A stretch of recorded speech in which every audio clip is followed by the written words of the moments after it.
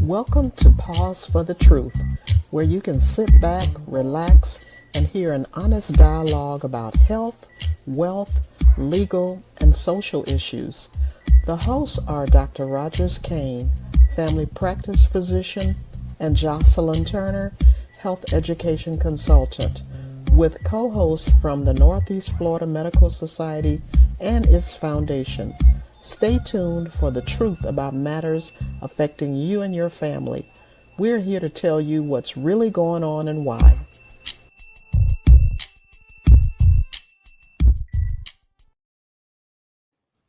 Good evening and welcome to Pause for the Truth. I am your co-host, Jocelyn Turner. It's a beautiful day, beautiful weather. It's such a beautiful time here in Northeast Florida. You'll see from our screen that my co-host is not with us at this moment, but I assure you he will be logging on shortly. And of course, I'm talking about Dr. Rogers Kane. Before I introduce our special guest, though, our so-called behind-the-scenes technology expert, or wizard as he calls himself, decided to come from behind the screen and join us on camera. How are you doing this evening, Tyrone? I am doing well, Miss Jocelyn, doing well. Glad to be here. Wonderful, wonderful. Well, I'm so excited. Every time I see this gentleman, I just am in awe, and I'm not joking with it. I'm being very serious about this. Because if you have ever heard Rodney Hurst speak, you will be captivated about his vast knowledge about Jacksonville and so many other things. How you doing this evening, Mr. Hurst? I am great, Ms. Turner, and good to be with you and Mr. Jackson. It's an honor and a pleasure for me to be with you this evening. I tell you what, I'm reminded as we celebrate and honor Black history here in Jacksonville in Northeast Florida. I'm reminded, Mr. Hurst, of a couple of years ago when I attended the inaugural Civil Rights Conference here in Jacksonville. I've been looking forward to that happening again. That was amazing. You did an amazing job. I know you didn't do it alone, so I'll have to acknowledge Dr. Jameson, because I know he was your co-partner in that, I believe, but that was amazing. And the things that I heard from some of the attendees, the way you all staged that thing, where we got to have small group conversations, that was unbelievable. It was a lot of fun. It's when you work on projects like that, it's a labor of love, especially bringing in from Dr. Dyson to Dr. Rabowski to Dr. Cole to Leon Russell. And just talking about issues and sharing and let people in Jacksonville and others who were visiting and who attended, other guests, become much more cosmopolitan about the issues. And of course, as we can look back then and then come to now, we understand how evil and insidious racism is.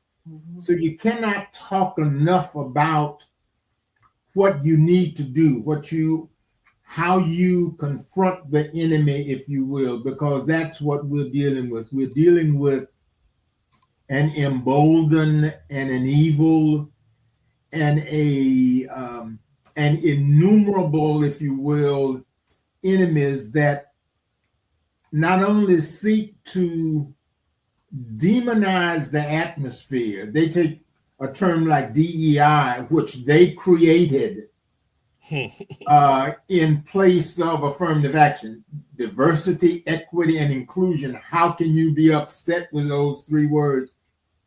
But they found a way to demonize them. Yeah. So they had already demonized affirmative action. So now something that is as docile and passive as DEI, they demonize that. And at the same time, no one has dealt with the racism, the systemic racism, and the atmosphere in which this country was founded. The racism, the original sin of slavery, which begat white supremacy and racism. But what it says to me is that we always have to be mindful of who we are and the fact that we are identifiable by how we look. Right. And there is no concept of merging in. I always tell folk when they say, well, you know, America is a melting pot. I said, no, America's not a melting pot. America is a big cauldron, a big pot of stew. And you can identify each of the ingredients. You can identify the potatoes and the meat and the carrots and the different ingredients. We cannot blend in. The whole process, the concept of blending in also means that to varying degrees, they cancel who you are by canceling your history, which is what they're trying to do now by banning history and also banning Black history books. And we have to be mindful of that. I tell folk in this integration generation that we so much want to be a part of what white folk are doing. You know, we don't want to be left out. We want to make sure that when it's time to go to the football game, that we can sit in their section or sit in their box. Or when it's time to go on a cruise, they will invite us along, or when it's time to go to lunch. So instead of us being who we are, we go along to get along, and we develop what I call comfort speak. We end up saying things that we think white folk want to hear. And correspondingly, our communication is not honest. The whole concept of guilty and uncomfortable is ridiculous, but that's what's out there. Oh, we don't want to teach anything to make white folk feel guilty and uncomfortable. Well, if white folk never did anything to be guilty and uncomfortable, then with ancestors coming along, if their ancestors didn't treat my ancestors so arrogantly and so evilly and treat us like property, then when I talk about how your ancestors treated my ancestors, which is part of my history, you wouldn't have a need to feel guilty and uncomfortable if we believed in the Christianity of brotherhood and sisterhood, which this country was not founded on.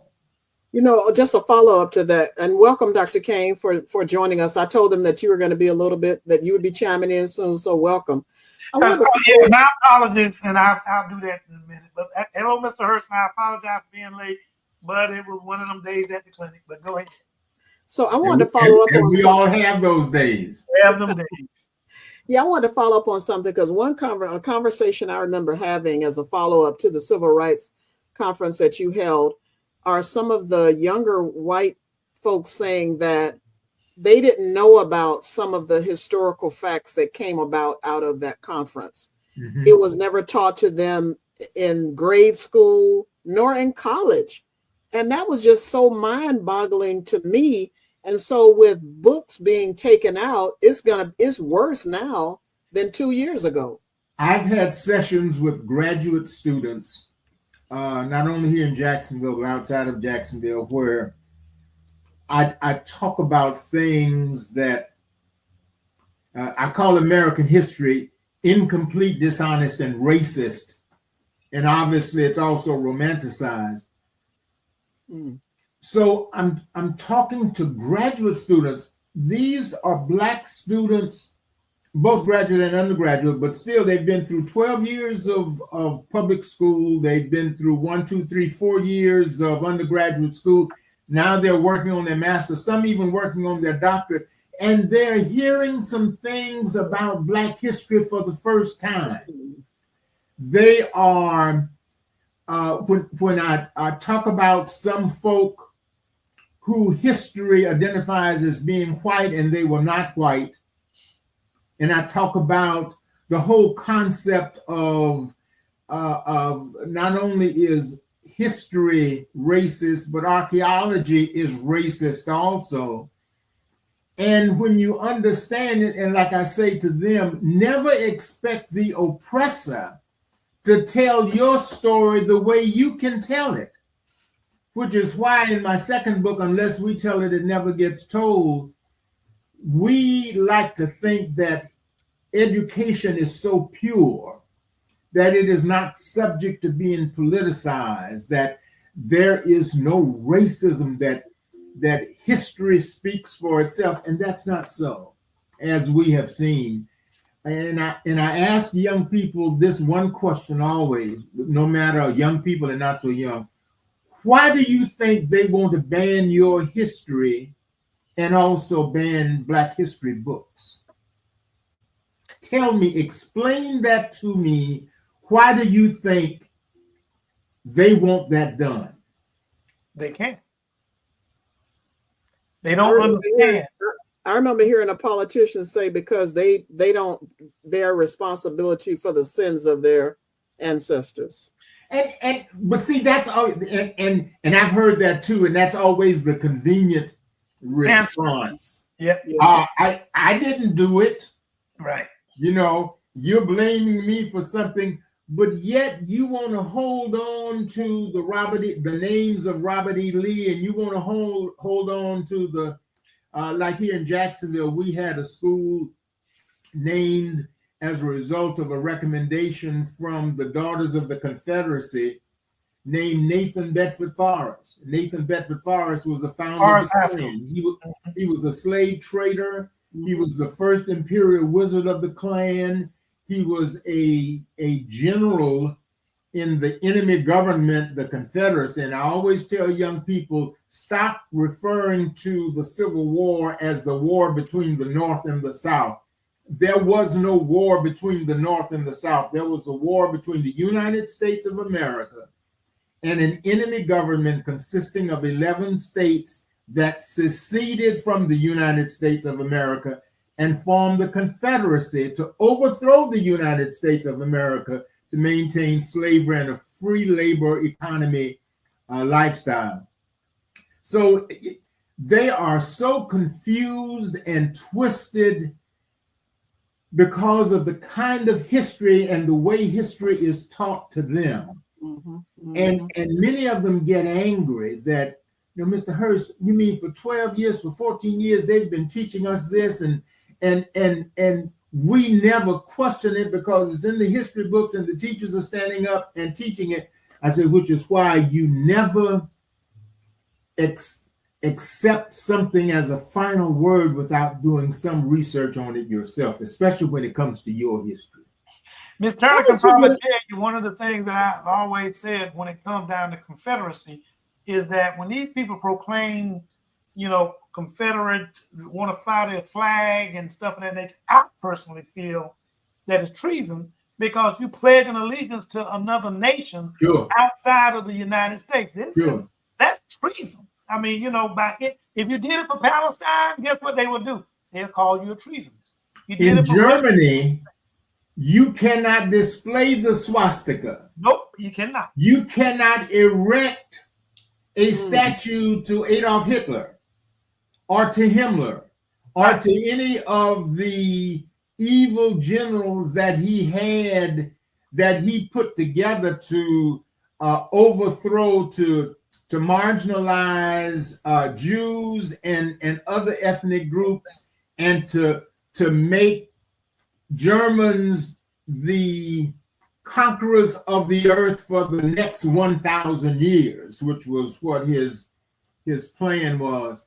It's against the law to do that. But here in this country, we wrap our arms, white folk wrap their arms around Confederates as if they were heroes. And then, of course, what they call the lost cause is that they hit upon this strategy to say, well, yeah, we lost the war, but our cause was honest, that it was genuine, that we were really trying to do some things. And then, of course, up sprouts all of these monuments and statues and memorials to an enemy government that sought to overthrow the United States of America to keep those with a black hue of skin chained and enslaved for time immemorial.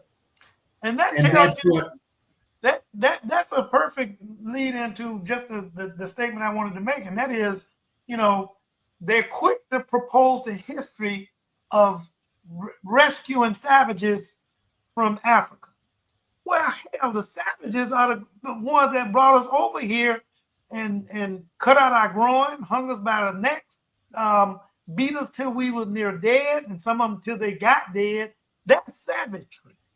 Okay? and plus, they did not kidnap savage Africans.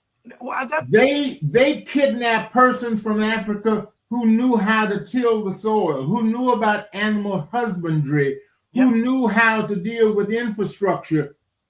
The image that white folk would want you to think of is Africans in grass skirts, living in grass huts, running around, speaking gibberish and not knowing what they talk about. And I say to young blacks and young whites, or anyone who would listen, our history did not start in Africa.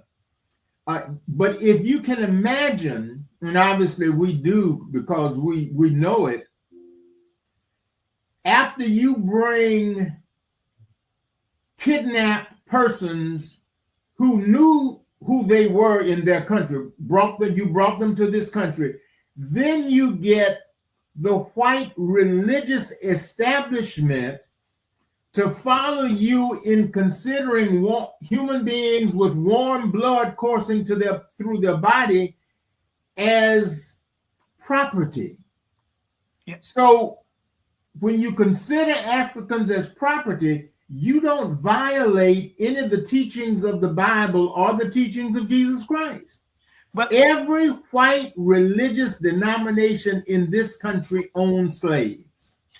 And every Ivy League college in this country had enslaved persons to build buildings on their campuses and also to build their infrastructure. I want to back up. Look at the latest with the King James version of the Bible that condones slavery, and ask us to be mindful and true to our masters and what they wanted, that allowed them to just totally abuse us in a savage fashion. It makes it difficult to adhere, and that's just my personal view, to adhere strictly to religion when people are preaching the King James version of the Bible, which showed up in 18 whatever. Well, the King James version, of course, was translated by man, and they kept certain books. They kept certain books out of the Bible. So when you look at the Apocrypha, when you look at the Ethiopian Bible, which has 87 books, then you read something else. But some of these institutions, both corporations and famous families and universities, Georgetown College, which is now Georgetown University, in 1838, Georgetown College was founded by Catholic priests, Jesuit priests. In 1838, they got in trouble keeping the doors of Georgetown open. And they sold 272 of their enslaved persons, realizing $115,000, which translates to about $3 million today, to keep the doors open. And when you research it a bit further, these same Catholic priests own 5 slave plantations in the South. So the question was, why did Catholic priests own slaves? Southern Baptists got together in Augusta, Georgia in 1845 and founded the Southern Baptist Convention with the express purpose of supporting slavery. So when we understand that history, then we understand that the support of slavery was not isolated just to elected officials or civic persons, but the white religious establishment went along for the ride for whatever the benefit was for them to own human flesh, black human flesh. Mr. Hurst, I want to ask you a question, Dr. Kane. Sorry, I got to get this in. Go ahead. I'm sorry. What inspired you to become, and I call you, and forgive me if I'm saying it wrong, but what inspired you to become an activist, and how does Jacksonville's Black history influence your work? I started school when I was 5 and I got skipped. And my pastor says favor ain't fair. So when I tell people that, I always tell them, if you don't know what favor ain't fair means, you ask somebody. So I walked around as a preacher. Let me ask somebody, what does it mean? Let me ask somebody, what does it mean? Well, yeah, ask them what favor ain't fair means. No, so I walked around asking teachers and my ministers and others, why were there water fountains that had colored and white on it? Why were there waiting rooms that were colored and white? Why was it when we would go to a doctor's office or to a governmental building that blacks had to sit one place, Negroes or colored, which was the vernacular at that time, and whites sit someplace else? And the answer that would always come back to me was, that's just the way things are. Until 8th grade. And I enrolled, as my family moved from one segregated black neighborhood to another segregated black neighborhood in Jacksonville. And I enrolled, I transferred from James Weldon Johnson Black Junior High School to Isaiah Blocker Black Junior High School. What year are we looking at, Mr. Hurst? This is 1955. Okay. I was 11 years old. Okay. And I enrolled in an American history class, and the American history teacher was Rutledge Pearson. And the first day of the class, he would tell his class, he would show them the book, Life in these United States, approved for Negro students in this Negro junior high school in the Negro division of the Duval County public school system. And he would tell us everything about the book. Then he would slam the book down on his desk and say, leave it home. Because he refused to teach us American history from a book that only had the name of George Washington Carver and Booker T. Washington in the entire book. He also said to us constantly, freedom is not free. If you're not a part of the solution, then you are a part of the problem. And he encouraged us to join the Youth Council NAACP, which I did at age 11. He was the advisor to the Youth Council. I became president at age 15. I led the sit-in demonstration 16. At age 16, 2 months after I graduated from high school. But that's what started my journey. Prior to my graduating from high school, I met Thurgood Marshall and Constance Baker Motley, who came to Jacksonville to work with Earl Johnson, local NAACP attorney at that time, who filed the school desegregation suit in December of 1960.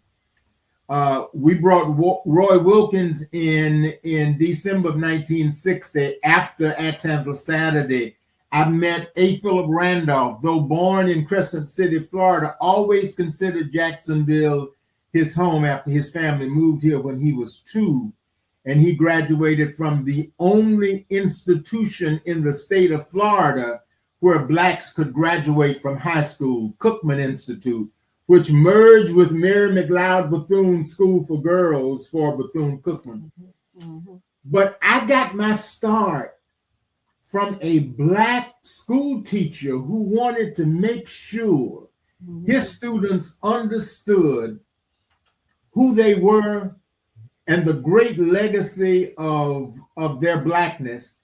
I did a book report in 8th grade at age 11 on Toussaint Louverture. He had a list of persons, of books, and I just happened to pick out Toussaint Louverture. The name of the book was The Slave Who Freed Haiti. I've got the book back here somewhere here. I was at I attended I spoke at the Penn Center in South Carolina, and I made the comment about this book. And one of the persons who attended that found this book. I had not seen this book since 1955. This is the first book report that I did on Toussaint Louverture, who led the only successful slave revolt in this hemisphere, in that portion of Hispaniola now considered Haiti. And it so frightened the French and the Americans, the British, and the Spanish, that they put a blockade around Haiti. In fact, some people say that blockade still exists today. There is a reason why Haiti is the poorest country in this hemisphere. To the extent after they ended slavery in Haiti, Napoleon had to sell the Louisiana Territory to this country because he couldn't control the shipping routes, because he no longer had that stronghold there in Central America, in Haiti. So the history of Toussaint Louverture and the United States are inextricably bound. But you will not see the name of Toussaint Louverture in any American history book that young people study. In the first time I went to the National Museum of African American History and Culture, and they always advise that you start in the basement with slavery and work your way up. There is a statue of Toussaint Louverture in the basement of the museum. And you know, I was just as happy as I could be to see that. Did you take a selfie with it? Huh? Did you take a picture next to it? Yes, I did. Yes, I did. That was my first book report. And hadn't heard him. You don't hear much about him today, even though he's considered the father of Haiti. But he was a stalwart in world history and also in American history. But we don't even touch anything. We don't even teach him or teach anything about him. So to answer your question in my roundabout way. So are there any overlooked moments in Jacksonville civil rights history that we should be talking about more? Well, my second book is called Unless We Tell It Never Gets Told. And I start with James Weldon Johnson and A. Philip Randolph, John Rosamond Johnson, Augusta Savage, Johnetta Betch Cole. There's a church in Jacksonville. It's the oldest Black congregation in the state of Florida. It was founded in 1838. It's called Bethel Baptist Institutional Church. It now calls itself the Bethel Church, large church, mega church. It was founded in 1838 by 6 whites and 2 enslaved persons. And the reason, when you look at the history of a lot of Black churches and their founding, and you see white folk, was after the Denmark-Vesey revolt in Charleston, South Carolina, at Emmanuel AME Church in 1818, whites would not allow Blacks to create or form a church by themselves. It was too much for them of an opportunity for them to plan a revolt. So Bethel was started with these 6 whites and 2 Blacks. And Blacks had to get permission from the plantation owners to come to the church, which they did. And as the church grew to the end of the war in 1865, there were many more enslaved persons than whites. Then whites tried to leave or left Bethel, and they wanted to take the name.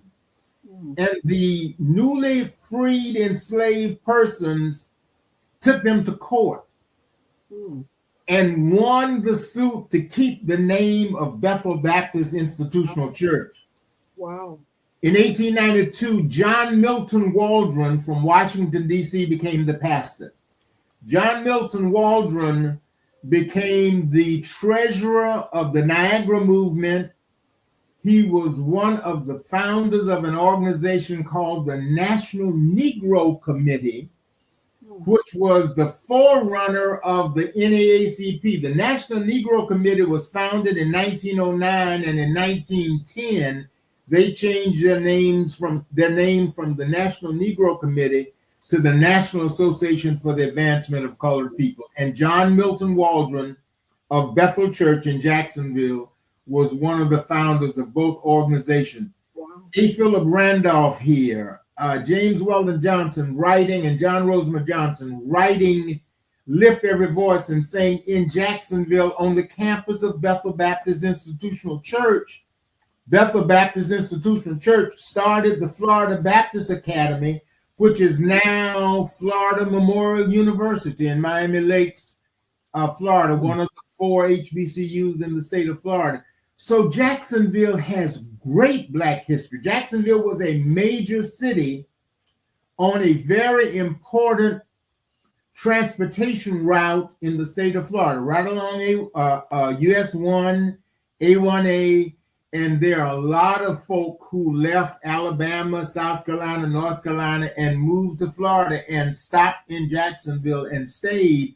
A lot of Gullah Geechee heritage here in Jacksonville. So Jacksonville's history is just so extensive. We had an African-American task force that I was a part of, and I chaired a African-American history timeline, which we started in 1838 with the founding of Bethel.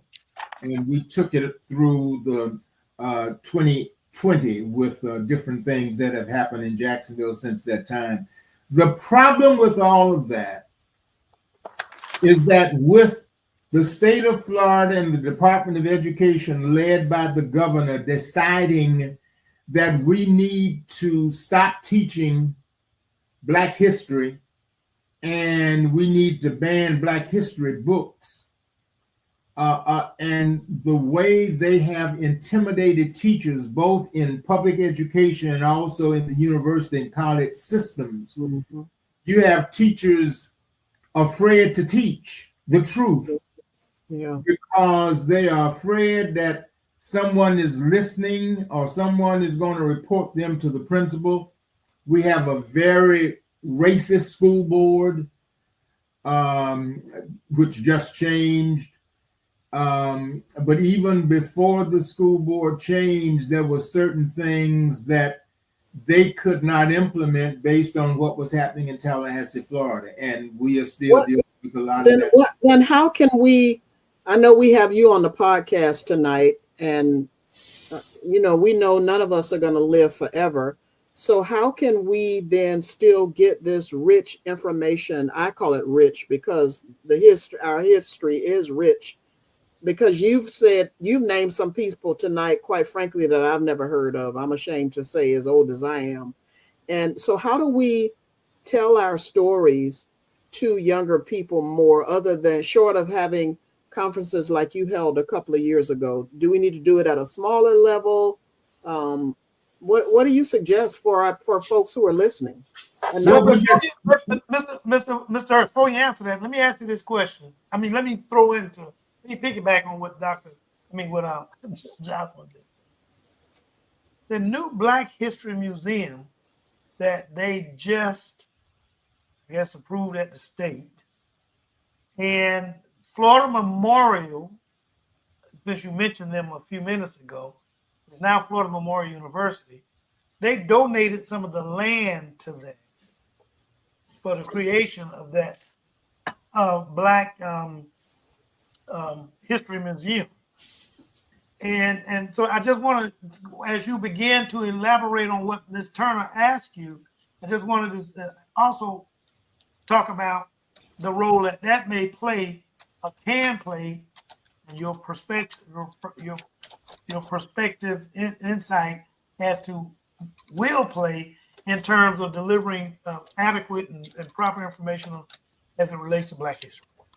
When Florida Baptist Academy changed to Florida Normal and they left Jacksonville, they moved to St. Augustine. They were called Florida Normal College. Later, they became Florida Memorial, and then they moved from St. Augustine to Miami the Miami area, but they continued to own the land where the college was. So when the lobbying began, they basically said, hey, you know, we've got land to put this new museum on. Ironically, the persons who came to Jacksonville to lobby for this Black museum in St. Augustine were white. Yeah. So I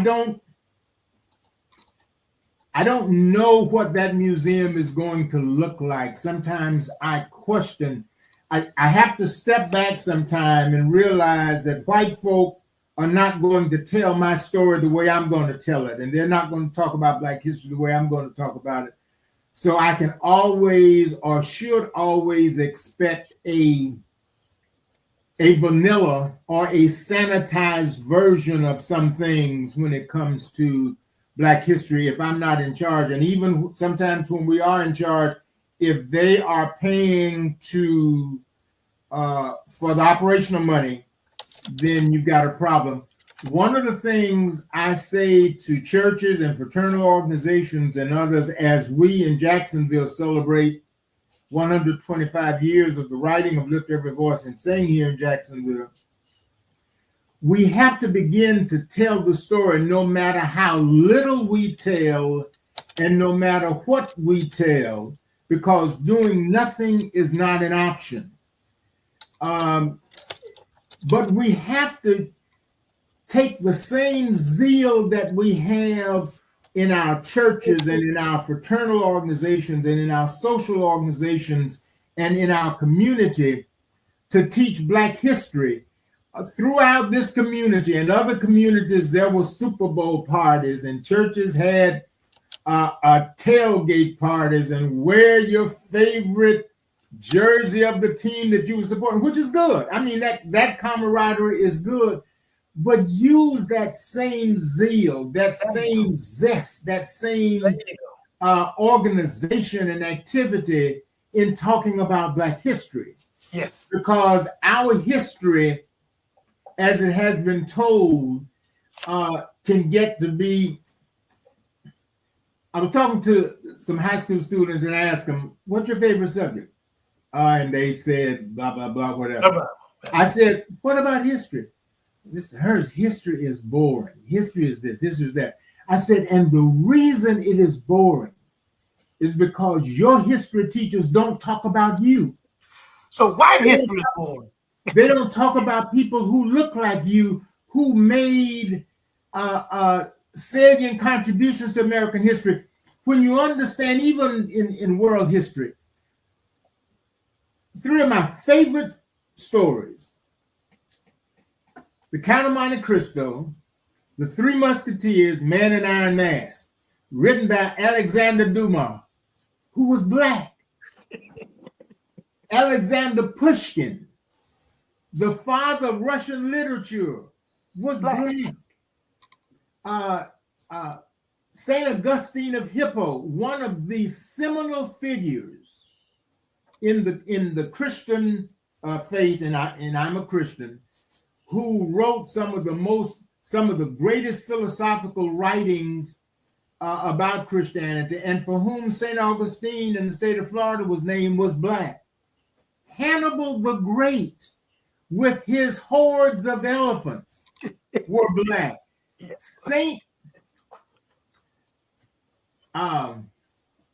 Queen Charlotte of Mecklenburg, Black. The great grandmother of Queen Elizabeth, the recently deceased Queen of England, Black. And she was Black. And the father and the grandfather of Ludwig von Beethoven were Moors, Spanish Africans. And then I asked him one day, I said, who was Mansa Musa? And they kind of laughed. They said, who? I said, who was, let me change how I identify him. Who was King Mansa Musa of Mali? Didn't have a clue. He was the richest man in the history of civilization. Yeah. You know, so when you talk about that, and you talk about Daniel Hill Williams and Garrett Morgan and Charles Drew and Granville Woods, when you talk about Elijah McCall, when you talk about those persons that made a difference, that's why history is not exciting. That's why it's boring. History was my favorite subject. And it was my favorite subject because my American history teacher, who was my favorite teacher and my mentor, made history exciting. So when we get together in our groups, do something with Black history. I spoke at a church Sunday, and they had the pastor asked me, Mr. Hurst, what one thing would you recommend that we have our young people do to get them interested in Black history? I said, have them learn Lift Every Voice and Sing, and then have them interpret each stanza, each verse written by James Weldon Johnson, so that they can interpret why he wrote the words the way he wrote it in 1900, 35 years after the end of slavery. What a challenge. I think more than just young people need to do that, by the way. You know, right now when we have I learned Lift Every Voice and Sing in 4th grade. Right now, whenever we have programs and we're going to sing Lift Every Voice and Sing, which we do quite often, obviously, we always have it printed on the program. I told them if they didn't want to do that, I said, let's not put it on the program. Let's learn the song. Well, you know, but when it's time to sing it, well, okay, we don't need to sing it. Let the Oakwood University Choir or Hampton University or Edward Waters or Florida A&M Choir, let them sing it, even if it's nothing more than a video. The bottom line is we don't take our Black history seriously.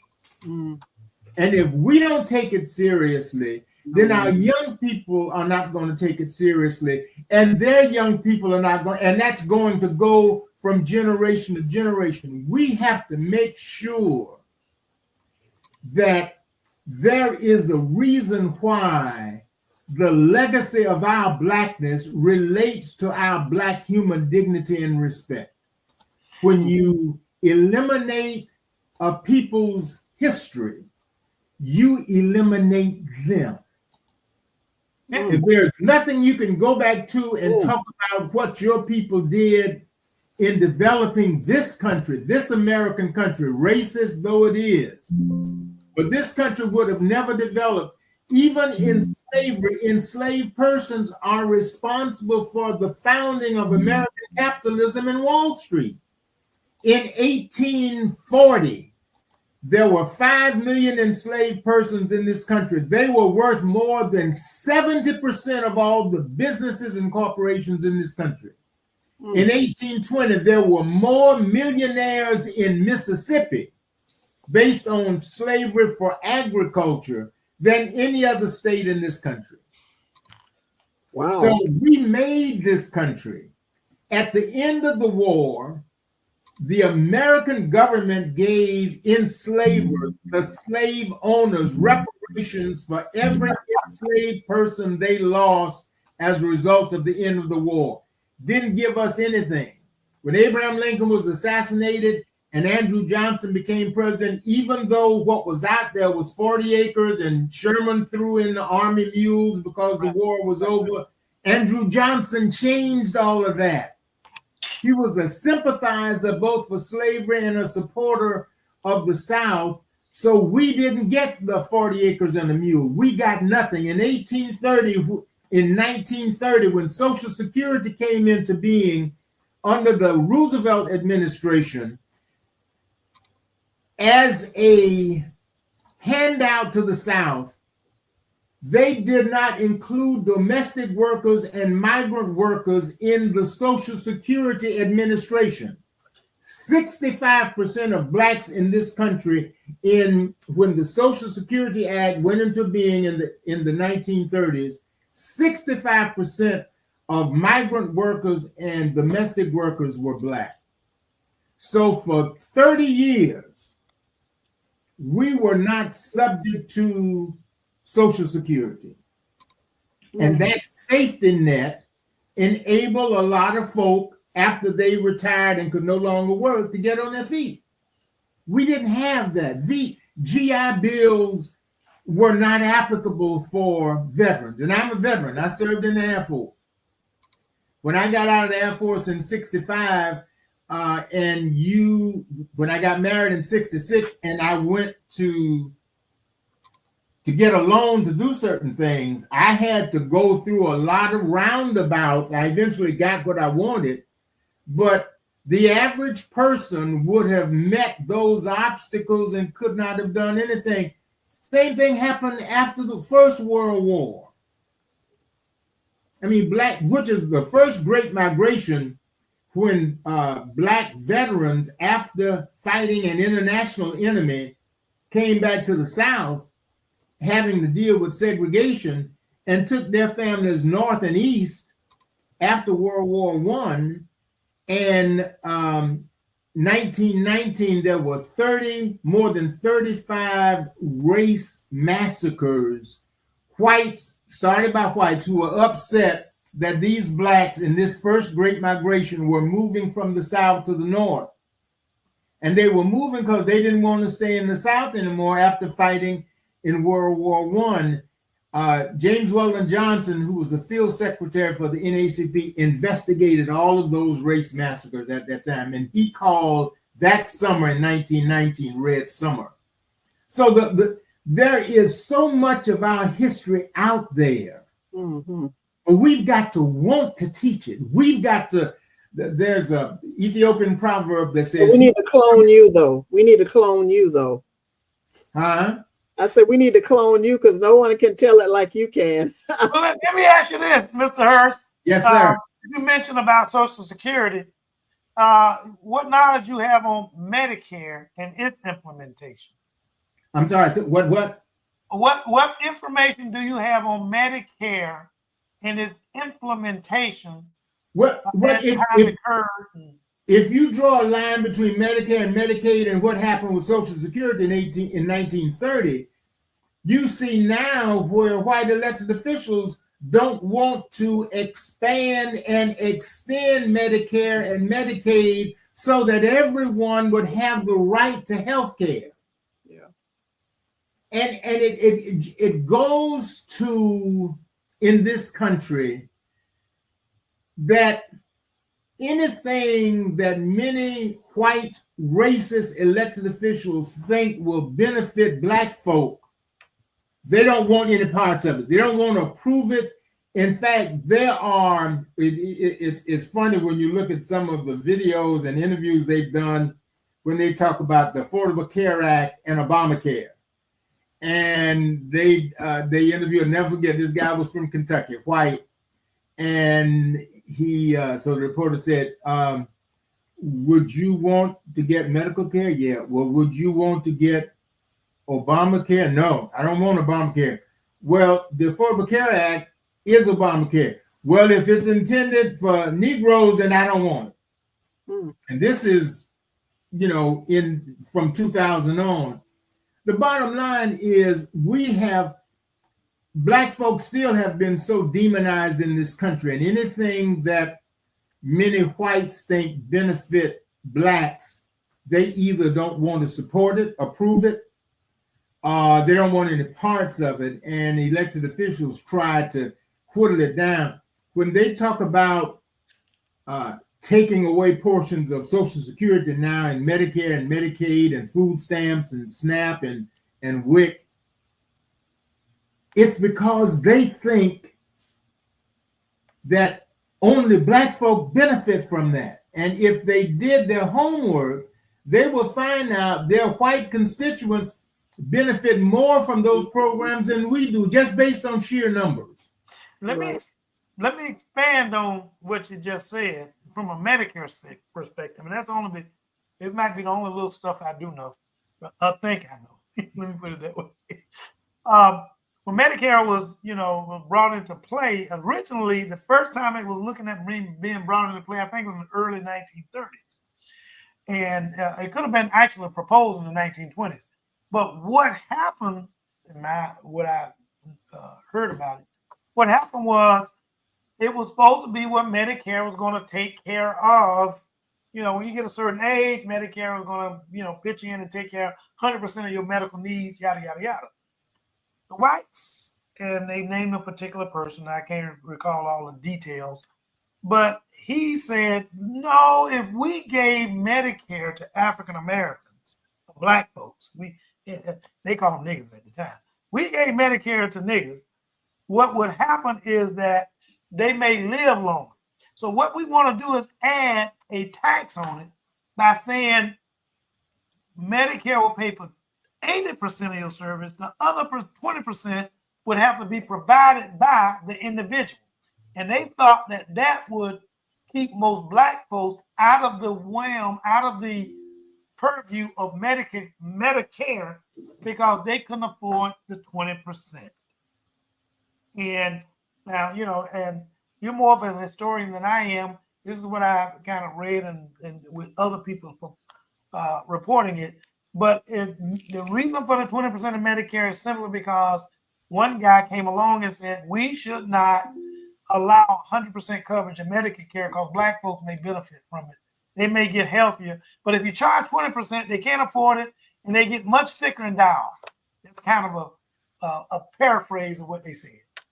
Well, the interesting thing is Medicare, as we know it today, started and was included in the Civil Rights Bill. Yep, 1964 somewhere. 1964, yeah, and of course it has grown since then, and it has been expanded upon. And of course, the fundamental thing about Medicare for healthcare is that medical help should be a right, not a privilege.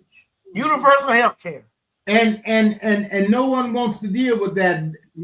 It is so unfortunate that of the so-called free world, that a lot of your major countries don't charge nearly as much for healthcare as we do here in this country because of the commercialism of both big pharma and hospitals and medicine and all of that. But the bottom line is, it is so ingrained now, and it has saved so many people who were looking at disasters in having to pay for tragic surgeries and circumstances when it came to healthcare. But if there's any way that they can deplete a portion of what you receive as black folk, then obviously they will do that. But they cannot take it from us without taking it from some of their white constituencies. And so that is the saving grace, if you will, because they don't want to take it from them. That would be a political suicide mission. FYI, implementation of Medicare occurred, like you said, in 1964, but and you can check me on the historical fact, I don't know the exact detail, but one of the problem was that when Lyndon Baines Johnson signed off on this whole thing, how did you guarantee the participation of white folk, hospitals, and so on and so on? How did you make sure that they were participating in Medicare and giving it to African Americans? And what wound up happening was black physicians almost became G-men. Yeah, you remember the government men, G-men, yada, yada, yada. And they would report to those, back to the government, anybody that would not allow African American physicians on their staff, because it kind of also led into integration. Now, and also in the hospitals, in a lot of these rural and southern state hospitals, if you wanted any of that money, definitely, you had to make sure that black patients were admitted to your hospital. Integration. That's if what you led some them, then you could not partake in of Medicare. the hundreds of millions of dollars, ultimately billions of dollars that was available to your hospitals, and that started 60 years ago. So the thing is that I always tell folk, we don't have the same signs. You don't see the colored and white signs. So we're not talking about picketing and sitting in and some of the things that we did back then. But we are talking about keeping these businesses accountable. Just like some of these businesses who, for whatever reason, including intimidation out of Washington, D.C., are saying, oh, yeah, well, we supported DEI last year. We're not supporting it now. So if you don't want to support DEI, why should I continue to spend my money with you? Mm-hmm. And that's one of the things that you're going to see increasingly. I know the National Action Network is doing that. Dr. Sharpton, Reverend Sharpton, is looking into that, and there are other ministers individually are doing that. But at some point in time, in the next few months, you're going to see a coalition of folk coming together that says, hey, let's stop spending our money. Back during the time when we boycotted downtown Jacksonville, the NAACP said, don't call it boycott, call it a selective buying program. So you selectively decide where you're going to spend your money. That's Target had, Miss Son, I'm just going to make this statement, and then I'm done. Target promised about 25, I'm going to say billion, I can't remember the exact number. When George Floyd happened, they said in the beginning of 2025, they were going to go on ahead and spend this kind of money towards, African-American DEI type stuff. And then all of a sudden, here it is in January, they decide they want to renege on it. Right. So because the president says it's okay. That was a monetary, more so than probably what the president said, but that had a significant monetary influence on Target's decision, is my opinion. Target is in the crosshairs. There are several national organizations that have identified Target by name. They targeted Target. They're targeting Target. Yeah, and I would not be surprised if Target is not the first national company that they don't deal with in terms of a selective buying program. Well, Target's already been sued. Target has already been sued by its shareholders. Yeah. So what gives you hope for the future of Jacksonville's African American community? I want to bring it back to Jacksonville for a minute. Because we have survived. And I don't mean we just in Jacksonville, but I mean collectively we. When you understand that after the end of that evil war, and America said you're free and didn't give us land, property, food, money, clothing, we still survived in spite of, and we had to do things to survive, and we still in the process overcame the odds that white folk put in front of us. When you look at the Jim Crow laws and de jure and de facto segregation and different forms of discrimination and bigotry and black codes, and you look at the different things that white folk threw in the path of black folk since the end of the war between the United States and the Confederacy,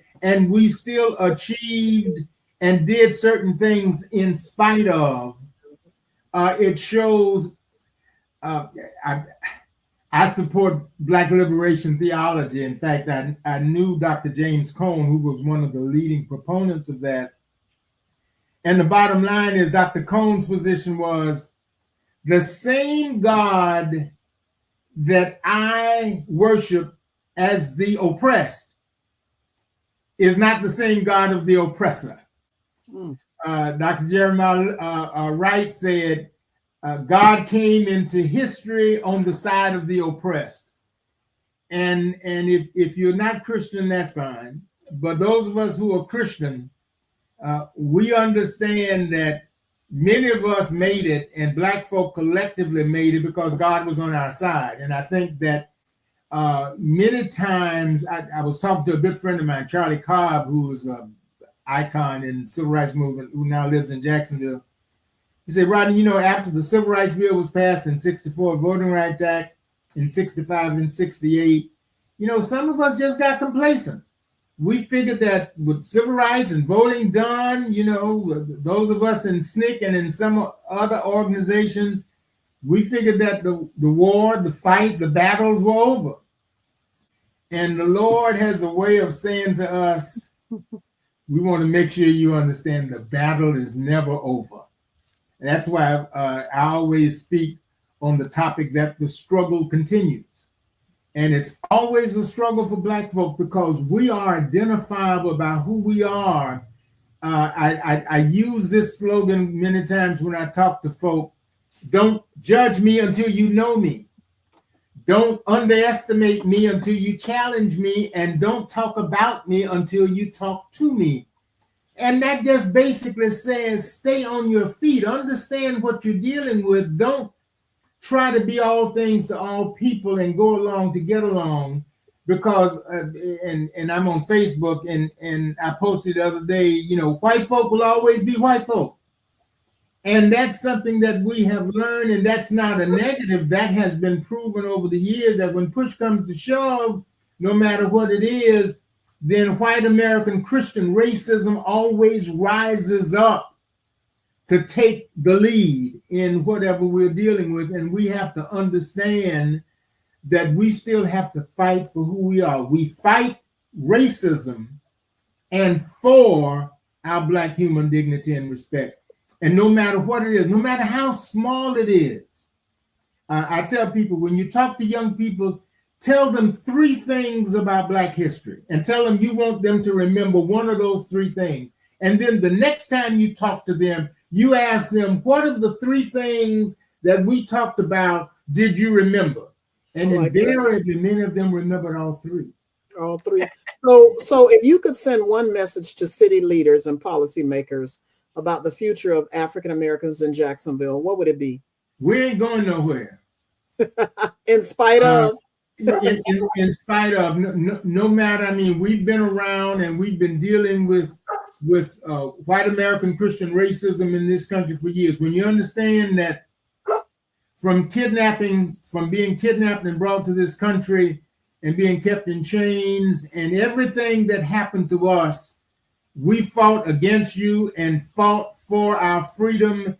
And even after we were freed, we had to continue to fight because you were not fair, Christian white folk and Christian white folk.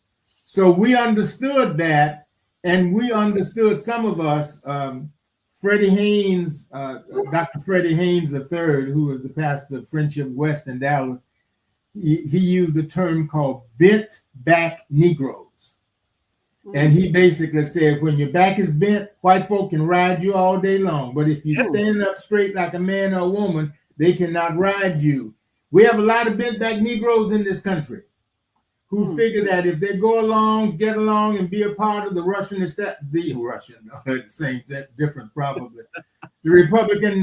establishment, that white folk will take care of them. Yeah. But what we have to understand is that as long as we are identifiable, 2 things. Malcolm Graham said, what do you call a Black PhD? And the response was, you call him a nigger. And Dick Gregory said, white is not a color. White is an attitude. And we have to understand what racism is all about. Racism is not going anywhere. That river of racism flows in this country, and we saw a president dig into that river. Kamala Harris didn't lose because Black folk didn't turn out and vote for her. She lost because 52% of white females in 24, as they did in 20, as they did in 16, voted for misogynistic, sexist racists. And no matter how much they say they want to break the glass ceiling, they didn't vote for Hillary Clinton in 16 and didn't vote for Kamala Harris in 24. So we have to understand that. And I tell them, I don't trust you as an ally. Don't come to me and say you want me to sit and be a part of some of the meetings you have. I can't trust you. You know, so you're going to do whatever you're going to do. I'm going to do what I do with people I can trust. But like I always tell folks, doing nothing is not an option. Wow, this has been a very inspiring conversation, and I promised you an hour, and I don't want to keep any more of your time because, as you said at the beginning, it's been a long day and it's going to be an even longer week. As we close, I enjoy talking to you and Dr. Kane and my new friend, Mr. Jackson. So obviously, don't make me a new friend. Don't make me a new friend.